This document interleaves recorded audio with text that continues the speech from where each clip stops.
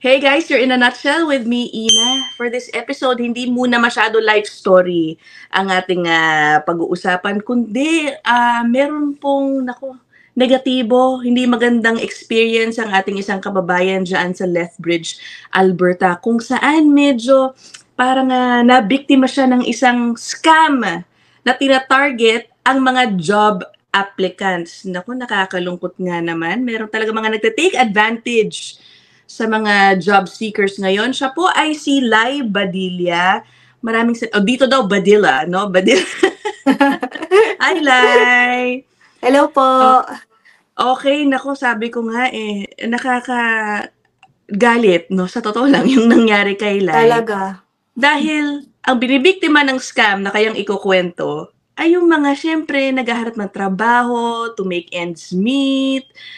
Tapos ayun, niloloko pa 'tong mga taong 'to. Okay, go Lai. So what happened? Meron po akong permanent job, pero siyempre gusto ko may extra income. So after ng work ko as cook, gusto ko sana na magkaroon pa ng extra na andito lang sa bahay, remote lang. So, nag-check po ako ng mga hiring. So, napunta ako sa yung mga monster something jobs, yung mga Okay. government job, something na mga nakalink. Parang nag-submit lang ako ng resume. So, meron na nag-email sa akin, mga nag-email sa akin na we check your resume, you are qualified for this position kasi yung ina-applyan ko sana is mga admin assistant, yung mga ganyan lang po sana. So, you are qualified, mga ganun na mga mail. So, parang mga legit kasi yung inaano nila na company. So, chinek ko yung Task Us.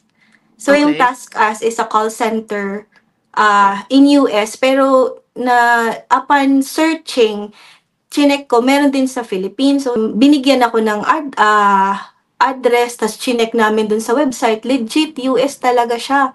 So, malaking kumpanya 'yun eh. opo, kaya nga po before pa kami nag-usap talaga kasi pag-uusap kami sa Skype lang kasi yung interview through text sa Skype.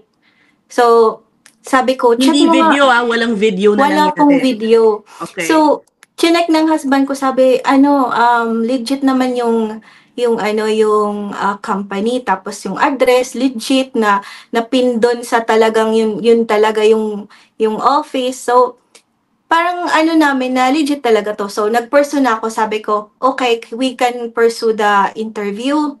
So, yung interview, sabi niya, lang daw, through text. So, binigyan ako like 6 items na questions. Tapos, in-answer ko naman yun through text. So, after nun, pagka-answer ko nun, sabi niya, ifo-forward ko to sa HR department for review and all. Tapos, after 10 minutes, nag-reply na. Like, congratulations, welcome to the team. Like that, as in, after 10 minutes lang. So, sabi niya, I will give instructions na i-email daw niya sa akin yung mga instruction. Okay. So, yung first instruction is, magsisend sila ng check. Kasi, yun daw yung gagamitin ko for mini office sa bahay. Kasi work from home. Yeah. So, sabi ko, legit ba to na mag-send out sila ng money na pambili ng laptop, ng printer, ng photocopier, shredder, and all? Sabi niya na, isa-send daw niya yun kasi may vendor sila na yung vendor is sila yung magsisend sa akin through FedEx. So, sabi ko, baka totoo talaga to kasi may mga kilala din kami na pag pumupunta kami sa bahay nila dito is remote din, work from home. So, marami din silang mga laptop, yung mga ganyan And ba some, na setup. totoo na merong pinopondohan yung computer, mga ganyan eh. Oo. So, sabi ko, baka totoo kasi may ganun naman talaga yung setup ng remote. So, sabi ko, sige po, sabi niya, i-deposit mo yung check worth $4,000. $4,000 yung check. Wow. Opo. Tapos, Nung nakita ko yung check, sabi ko, parang RBC, yung Royal Bank na check, sabi ko, siguro parang legit to kasi may mga may mga serial, may mga Yeah. marking something sa check. So sabi ko, baka legit to. So yun na, i-deposit ko na sa account ko. Yung ginawa ko lang kasi is, yung ginamit ko na bank is yung parang spare ko lang na bank na wala siyang Mhm. amount. Zero lang siya kasi yun din yung plan ko is if ever magkaroon ako ng extra job, dun ko sana ipapasok Okay. So parang yung bagong open lang salary. din siya na account? Opo, bagong open lang po siya. So zero po yung amount. And then, pinasok ko siya 4,000 i-deposit. Tapos from that moment, sinabi ko, it was successfully deposit, Oh. something like that. Sabi niya, transfer the vendor for the amount of 1,500. So, Okay. parang naisip ko, bakit magta-transfer agad ako? May clearing process pa to. So, sabi Pero ko, una, teka, hindi kinwestiyon nung app, nung bank app mo yung hindi cheque, po. Hindi. Okay. Opo. So, Ang sabi, you send this vendor e-transfer $1,500. Tapos trinay ko. Syempre hindi yun hindi yun magpo-push through kasi wala naman clearing pa, kumbaga. correct. Oo, Opo. oo. Pero yung bank is nagsabi na you can deposit this amount, $600. Nag-notify yung bank na pwede ka maka-send ng $600. Yung ganon. So, sabi ko, Okay. then, as in, grabe yung ko ba na, tiwala ko ba sa kausap ko na employer ko, no? Sabi ko, $600 lang daw yung pwede. Sabi ko, as Kasi in, nga siguro parang may overdraft, parang gano'n yun, opo. no? Yung parang Hindi ko kahit pa na, yun naisip na overdraft pala yun. Hindi ko pa talaga yun naisip. oo, para So, lang po sa viewers, yung overdraft, kasi di ba nasabi nila kanina, walang laman, zero balance po yeah. siya. Yung overdraft, yan ay pinapayagan ng mga bangko na amount, ina-approve nila depende sa client, na parang, kunyari, nakinulang ka, meron kang overdraft, kunyari na 100, o sige, may extra amount, may leeway ka na perang ganon. You can transfer it, you can swipe it in your credit card, parang ganon. Ang sinasabi, parang may overdraft siya na 600, ganon. Opo, yun ang notification sa akin na may overdraft daw ako na $600. So, in all honesty, sinabi ko, sir, I can just send $600 from my account. Sabi niya, oh, that's good. You can send that to the vendor so they can process your equipments. So sabi ko, oh my God. Sabi ko, feeling ko naman, oh my God, mapaprocess na yung mga equipments na ipapadala sa akin. So, na-send yung 600. Tapos, message siya ng message na may may email confirmation na ba na na-send talaga yung 600. So, sabi ko wala pa, I'll send it right away if ever mag-email na sa akin yung bank na na-send na-interact na kasi interact yung ginamit ko. So, na-interact na ng 600.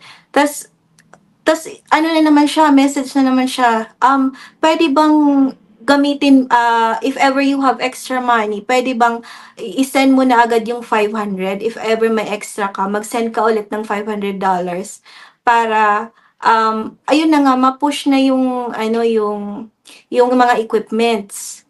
Sabi ko, no, I don't have an extra amount. Sabi ko kasi actually this account has zero balance, zero amount. So parang sabi niya, okay, we'll just talk tomorrow, ganyan. Tapos tingin ako ng tingin ng ng online banking ko. Tapos TD kasi yung bank ko. Tapos nakita ko doon overdraft na inalaw nila is 500. Yung CIBC ko, 100 lang yung allowed na overdraft. So, sabi ko, oh my God, 500. Teka, kung 500 lang ang overdraft, paano naging 600 kanina? Parang may pa, kasi dapat yung maintaining balance is 100. Oh. Parang ganun, something like So that. you had 100? I don't have, 0 talaga. Yun nga yung nag-wonder ako na overdraft ko is 500, bakit 600 talaga yung nag-push through? Okay, sige. Pero yun ang ire-rebut ko sa bank na bakit ganun. Yun yung mga ano ko na iniisip ko na rebuttal ko sa kanila pag nakausap ko na yung fraud department. So what happened was, nag-push through talaga yung 600. You got an alert. Email lang siya na forward na yung 600. Yeah, okay, that's it. Okay na yon. So, ibig sabihin, you received official communication na may nalipat na 600 through your overdraft, parang ganon. Yes. Okay. Tapos nakita ano ko nangyari? na sa online na may negative 600 na siya. Yun, oo. So, doon na talaga ako nag-wonder. Ano nangyari dun sa pinagdalhan o yung employer mo? Yun pa, kasi yung ano niya, Chinese yung name, yung mahaba talaga yung pangalan niya na sabi ko, oh my God, sabi ko sa husband ko. Kasi lumalabas po yung pinagsendan nyo ng pera dun sa email, diba? Opo, tas sabi pa niya, as in, ano pa yung ano namin, yung isip namin, kasi diba yung mga equipments galing China, parang ganun pa kami. As in, galing China diba yung mga equipments, sabi namin. So, yun, parang hindi pa kami makapaniwala na scam na nga kami.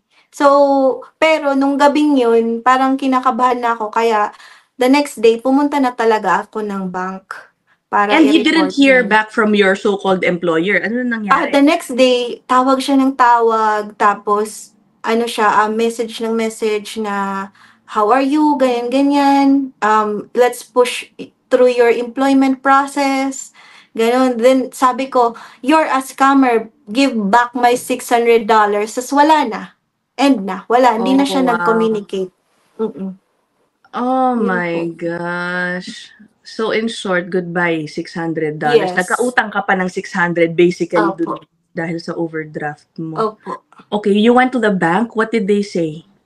Yung bank naman is, hindi, in-explain lang nila sa akin na may overdraft nga, doon galing yung pera, pero actually, sila mismo nag-wonder bakit may allotted ako na ganung amount na overdraft. New account siya, dapat 100 lang sa like few months na overdraft. So, sabi nila, yun yung rebuttal mo sa fraud department na bakit ganun. Okay. So basically, ni-refer po si Lai nung bank teller yata, no?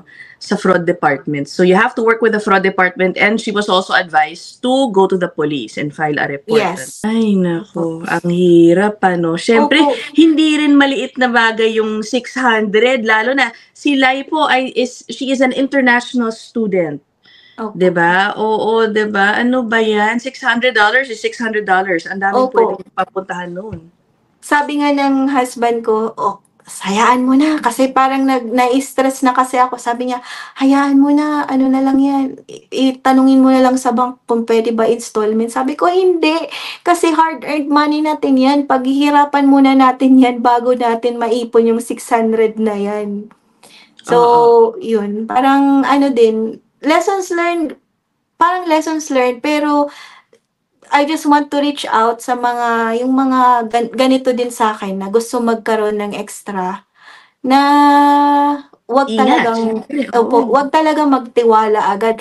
Actually, naisip ko kasi na andito tayo sa Canada, so feeling ko walang ganyan dito. Yung Nako, diyan ka nagkamali. Mamaya ko ikukwento Pagkatapos kay Lai, meron din ako, sabi ko sa kanya kanina, meron din akong experience with a scammer. But sige, patapusin muna natin sila. Oo nga Mali, hindi po totoo yan. Meron ding mga scammer. Marami pong mga nagsascam dito. Marami pala sila.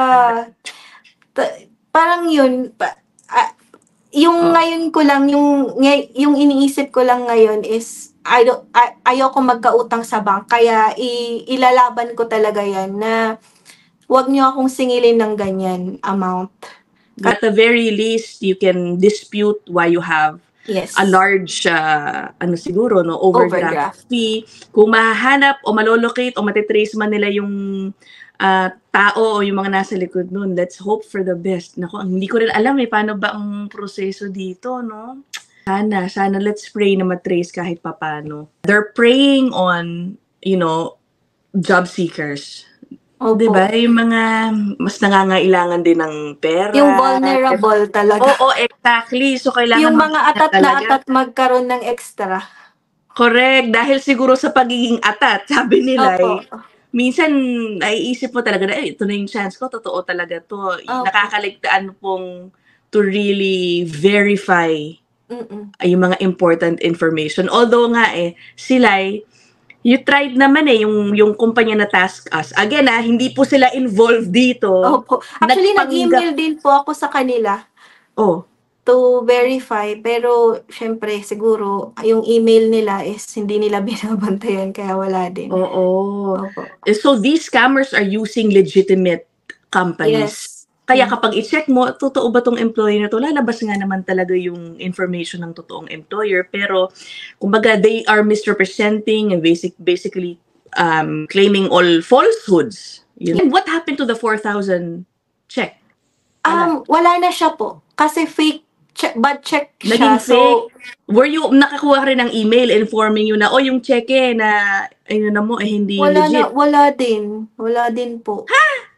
Oo nga po, ewan ko nga itong bank na to. Okay.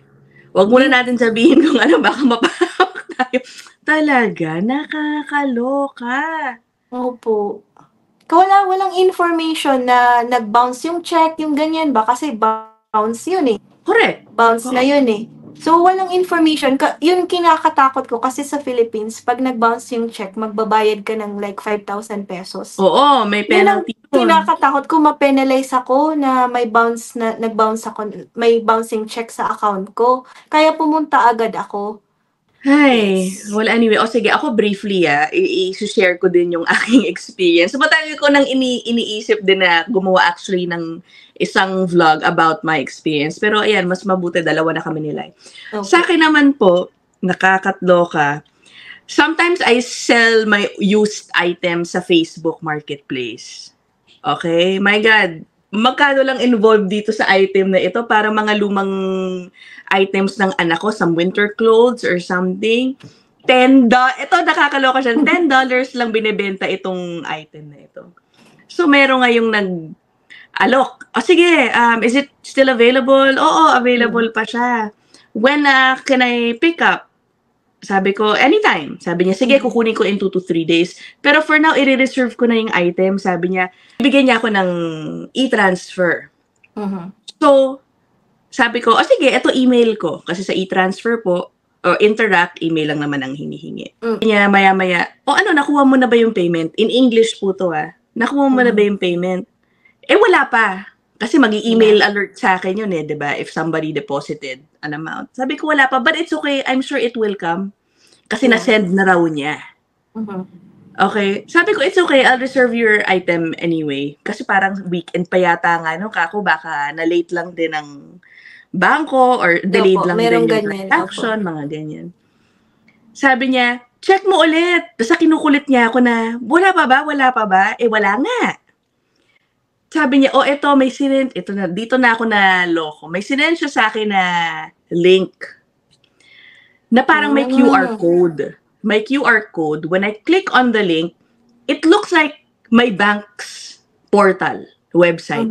Ginaya talaga. It looks exactly the same.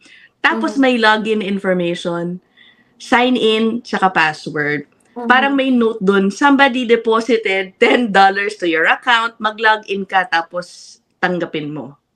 Eto na ako, login ngayon ako. Tapos, parang naghang yung app, yung website. Sabi, system's not working right now, try again later. So sabi ko ngayon sa kanya, hayaan mo na, sige, wag mo na akong parang madaliin dun sa 10. It's okay, just pick it up in a few days. Hindi niya na ako binalikan. Maya-maya, buti na lang, in about less than 5 minutes, may tumawag from my bank, from the fraud department. Sabi, hi, this is ganito ganyan from the fraud department. This is about a recent transaction that you had, ganito ganyan. Sabi ko, oh my gosh, is this about the $10? Sabi ko yung $10 ka ako. Sabi niya, $10? No, it's it's 1,800. Did you Oh. transfer 1,800 parang just a while ago or something like that? Sabi ko, oh my God, no. So, hindi ko alam paano nila na-detect na parang dubious o shady yung transaction. Sabi ko, no, I did not. Hindi nila pinagpatuloy. Mhm. So, ako naman, may nakuha akong email alert. Sinabi na, your attempt to transfer 1,800 to, may pangalan din na binigay, ibang nationality naman, pero hindi ko nasasabihin, was unsuccessful. So, I guess yun yung dahil naharang nung Na fraud fraud department. opo. Oh my God! Tapos, ang naging hassle lang sa akin is I was advised to close that account Mhm. dahil basically yung in-input ko na login at password, hindi talaga yun sa banko dahil fake. Siguro nung ini-input ko yun, napupunta dun sa scammer.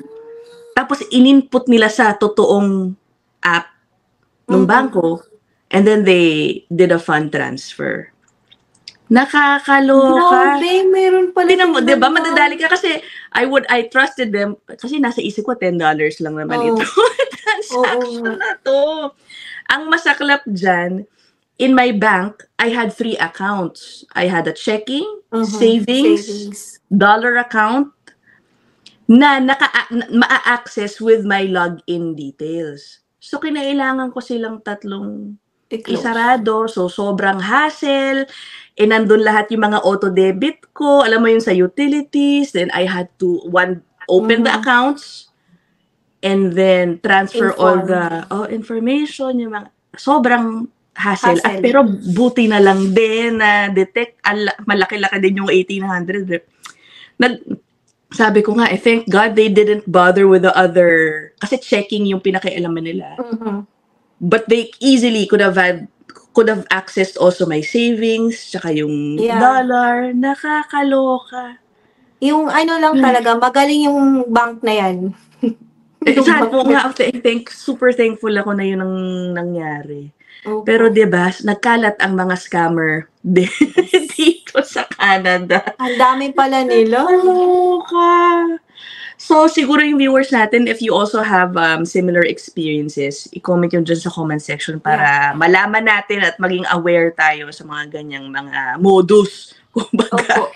Saka baka may na ganito na din, tapos anong ginawa nila? Oo, maybe we can help Lai with her situation. Ano kayang pwede niyang gawin? Ano ang masasabi niyang grounds sa bangko para wag siyang i-charge? Pwede kaya yun? Oo. Ay, naku. I will pray for you, Lai. Thank you so much. Pero, if ever, ano na lang talaga yun, lessons learned na lang talaga. Oo, ang hirap Sana alam mo dahil dyan, sana makakuha ka ng part-time job mo soon. Pambawi man lang. Opo. Di na ako mag-online, mag-walk-in na lang talaga. I guess, hindi naman tayo mga experts dito, pero kailangan talaga alert tayo sa mga red flags na tinatawag no? Parang kung halimbawa, yung Kailay, magbibigay ng cheque, really? Ganun-ganun lang? Magbibigay ng cheque via mail? Tapos, ano pa ba? Interview via text? Yes. Diba? Kapag may mga ganyan, naku po, be careful, if they ask you to do any financial transaction especially. Yeah, sabi sa akin ng mga kakilala ko na pag job interview talaga, it's always face-to-face. Even like Zoom lang na meet na interview, wala talaga nangyayari na through text lang. Alam mo sa akin naman may mga nag-PPM sa akin, nakakakuha daw sila bigla ng job offer. Yeah. I-verify nyo rin po yun. Maraming mga scams involving talaga job seekers. Biglang, tanggap ka na, hihingi ng pera pang process ng mga papeles mo, ng visa. Nako, be careful about those. Opo. Yung mahirap lang kasi dito ngayon kasi ina-upload natin yung mga resume sa mga site na yun, mga website. Tapos andun pala yung mga culprit, yung mga nagmamasid lang na eto pwede to. Yung parang wala ka ng tiwala kasi nabigay mo na yung whole information mo nandun na sa resume mo . So, parang nakakaano na siya, parang nakaka-trauma na mag-apply talaga online. Yeah. Opo. Hay nako, again, basta ingat-ingat. Opo. Siguro, as much as possible, try to stick with the more popular job sites, ano? Dahil siguro, mas nagkalat tong mga scammer na to dun sa mga less popular Yeah. sites. Although I'm not saying wala sa iba, yeah, kailangan pa rin talaga mag-ingat. Opo. Ay, thanks so much, Lai, for sharing Thank you this din with po. us. Good luck sa'yo again. Nako. Sige, Opo. magbigay. Yung mga mas nakakaalam nating viewers, marami yan. Baka may Yeah. tips kayo kay Lai para makatulong po sa kanya. Thank you so much po. Hey, that's it for this episode. I will see you guys in the next one. Maraming salamat, Lai. Bye! Bye po.